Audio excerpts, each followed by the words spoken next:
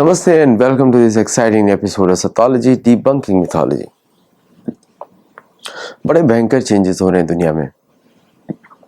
अगर आप हमारे मेंबर नहीं है तो मेंबर बने to see the members only content, और अगर आपने चैनल सब्सक्राइब नहीं किया है तो जरूर करें। Turn the all notifications on so that you see all our content. 2015 में अमेरिका का जीडीपी था $18 ट्रिलियन, नॉमिनल जीडीपी। अमेरिका के केस में परचेजिंग पावर पैरिटी नहीं लगता बिकॉज उसका रिजर्व करेंसी है, पूरी दुनिया डॉलर में कैलकुलेट करती है। तो जिसकी रिजर्व करेंसी होती है उसके पीपीपी नहीं लगता, मॉडल नहीं लग सकता, उसकी नॉमिनल पीपीपी सेम है। तो नॉमिनल जीडीपी में अगर देखा जाए तो उसको अमेरिका की जीडीपी को पिछले साल से कंपेयर किया जाएगा, उसके पहले साल से कंपेयर किया जाएगा विद द इन्फ्लेशन एडजस्टेड वे में। और अमेरिका का अकाउंटिंग स्टैंडर्ड्स जो है वो रीसेट कर देता है हर साल को। तो पिछले साल का ग्रोथ आप नहीं देख सकते क्योंकि बेस लाइन बन जाता है पिछले साल का। तो द नेक्स्ट ग्रोथ जो है इट इज कंसिडर्ड कि अब वो बोल रहे हैं 0.2% इन्फ्लेशन है या 2% इन्फ्लेशन है या 1% इन्फ्लेशन है, उसका कोई वैल्यू नहीं है। तो अमेरिका का जो इन्फ्लेशन आपको कैलकुलेट करना पड़ेगा वो करना पड़ेगा from the actual prices increase on the market, क्योंकि नॉमिनल और पीपीपी उसका सेम है। बट दूसरे देशों के लिए पीपीपी इज मोर इम्पोर्टेंट अगर वो डॉलर में रिपोर्ट कर रहे हैं, जो दुनिया को समझ में आता है। सो सीआईए जो है अमेरिका का वो सिर्फ परचेजिंग पावर पैरिटी में इकोनॉमीज को कंट्रोल करता है, उससे नेशनल पावर दिखाई देती है। तो अगर हम उस पीपीपी मॉडल पे हम कंपेयर करेंगे तो अमेरिका की जो इकोनॉमी जो दिखाई जाती है, आपको इंडिया की इकोनॉमी को रुपए को आपको उसको उसमें मल्टीप्लाई करना पड़ेगा। जैसे फॉर एग्जांपल अगर $1 की इकोनॉमी दिखाई है अमेरिका में तो आपको इंडियन रुपी में 7 से मल्टीप्लाई करना पड़ेगा, 7 और 8, क्योंकि एक जो बेसिक मेजर है कि 1 टन ऑफ राइस का क्या कॉस्ट है अमेरिका में प्राइस में फ्रॉम द फार्मर। 1 टन का क्रॉस भारत में क्या है from the farmer, from the actual perspective, not the perspective जो आपको दिखता है ऑन द मीडिया। या फिर आपको कैलकुलेट करना पड़ेगा on basic commodities, like for example जैसे कि per unit cost of electricity in America, फिर per unit cost of electricity in India रफली 1:7 का आता है। तो अगर अमेरिकन इकोनॉमी बताते हैं 10 रुपए, तो भारत की इकोनॉमी रहेगी टाइम्स, जैसे कि अगर सपोज भारत की इकोनॉमी 10 है उसको मल्टीप्लाई करना है 7 से, तो which will become then it will become like this. अगर सपोज एक $10 इसकी इकोनॉमी है, इंडिया की इकोनॉमी सपोज 10 करोड़ है, तो उसको $10 जो इसका वैल्यू है 10 करोड़ और 10 मिलियन जो भी इनका वैल्यूएशन है। तो जैसे फॉर एग्जांपल अमेरिका की इकोनॉमी $1 है तो उसको जो भी इंडिया की इकोनॉमी उसको टाइम्स 7 करना पड़ेगा, then you will see the PPP terms. Okay, in some cases times 70 भी करना पड़ेगा। Some cases like food, Bharat का फूड अलग होता है, अमेरिका का अलग होता है। सेम पावर्टी में भी आपको इंडिया के पावर्टी डेफिनेशंस अलग होती हैं, अमेरिका की अलग होती हैं। धीरे धीरे भारत की भी चेंज होती जाएंगी एज इकोनॉमी ग्रोस, और अमेरिका की एक सर्टेन लेवल पे है, उसको बेस माना जाता है पूरी दुनिया में because this is reserve currency. तो चलिए, तो 1.1 million job losses of good paying white collar jobs in USA this year। 1.1 million, 1.2 अभी यार साल खत्म नहीं हुआ है, एक्सपेक्ट लोग कर रहे हैं क्योंकि दिसंबर 1 तक सबका डिसीजन हो चुके हैं। They are expecting 1.17 something like that total loss, which is round up करके लोग बोल रहे हैं 1.2 million losses, job losses in the US. उसको आप $1 लाख से मल्टीप्लाई करिए approximately total cost to the company, तो आपको पता लग जाएगा कितना लॉस हुआ है। अप टू $10 ट्रिलियन का लॉस हुआ है। नाउ अमेरिकन डेट जो है 2015 में था $18 ट्रिलियन डेट, और जीडीपी था $18 ट्रिलियन। ओके, तो GDP was equal to the debt. ये गवर्नमेंट का डेट है, प्राइवेट सिटीजन्स का नहीं है। 2025 की जीडीपी में $30 ट्रिलियन की इकोनॉमी है, $38 ट्रिलियन डेट है। वापस सुनिए, 2015 में $18 ट्रिलियन की इकोनॉमी थी और डेट था $18 ट्रिलियन, सेम। 2025 में $30 ट्रिलियन की इकॉनमी है, $38 ट्रिलियन डेट है। तो अमेरिकन इकोनॉमी में क्या होता है, जीडीपी में, मैं एक शो भी करने वाला था इकोनॉमिस्ट के साथ, उसमें मैं करूँगा। मैं क्या होता है कि अमेरिका की जीडीपी में सब कुछ डबल कैलकुलेट हो जाता है, एक्सपेंसेस, फिर उसको डबल काउंटिंग हो जाता है कि उनके जो पूरा स्पेंडिंग है, प्लस उसमें लेंडिंग है, प्लस उसमें डेट है, प्लस उसके अंदर इनकम है, ये सब ऐड होके दिखाते हैं जीडीपी, जब उसमें डबल काउंटिंग हो जाता है, क्योंकि 2 बार आपने कैलकुलेट कर दिया उसी स्पेंडिंग को। अब भारतीय इकोनॉमी में अकाउंटिंग स्टैंडर्ड्स हमारे अलग हैं। मैं चाहता हूं कि भारत गैप स्टैंडर्ड से दूर चला जाए।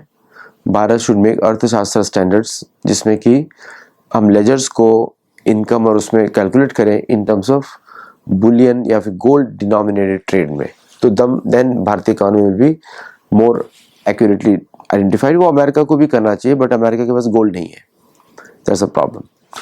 तो इसलिए अमेरिका कर नहीं सकता इस समय, क्योंकि उसने एक ही गोल्ड को 10 बार बेच दिया है।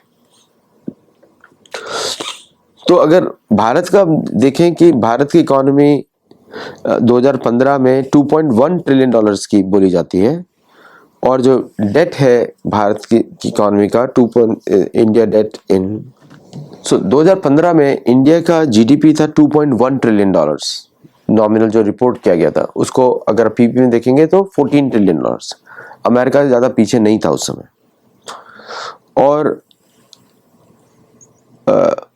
और अगर हम उसको तो जीडीपी था $2.1 ट्रिलियन, डेट था $475 मिलियन, बहुत ही कम था, क्योंकि ग्रोथ इतनी नहीं थी, कंजम्पशन इतना नहीं था।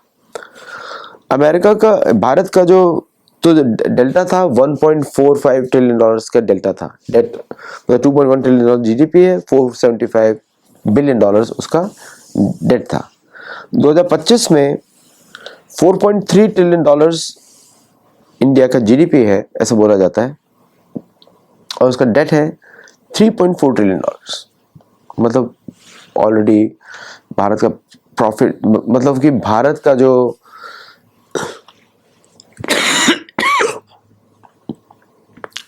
ग्रोथ है वो 105% है, और जो डेट का जो ग्रोथ है वो भी 100% है अप्रोक्सीमेटली। लेकिन इंडिया का economy has become much bigger size, तो उसका नेट जो इनकम है is way higher than before, समझे। सो इंडिया का ग्रोथ इज वेरी स्टडी, ऐसा ही होना चाहिए, आइडियली ऐसा ही होना चाहिए, बिकॉज अगर डेट नहीं होगा तो इकोनॉमी में कंजम्पशन ज़्यादा नहीं है, तो कंजम्पशन भी बढ़ना चाहिए, तो इकोनॉमी दिखता है। अब मुझे वो डाउट्स हैं कि अमेरिका में इतनी इकोनॉमिक प्रॉब्लम्स कैसे हैं। सारे नंबर फजिंग किया है इन्होंने, सब कुछ नंबर फजिंग किया है, क्योंकि कितना $300 मिलियन लोग कंज्यूम कर सकते हैं। सपोज करें हम लोग, अगर टोटल इनकम $1 लाख पर पर्सन है, 45,000 बोलते हैं वो लोग, $45,000 है, तो अगर इन्फ्लेशन एडजस्टेड करें तो $45,000 का वैल्यू तो बहुत ही कम है।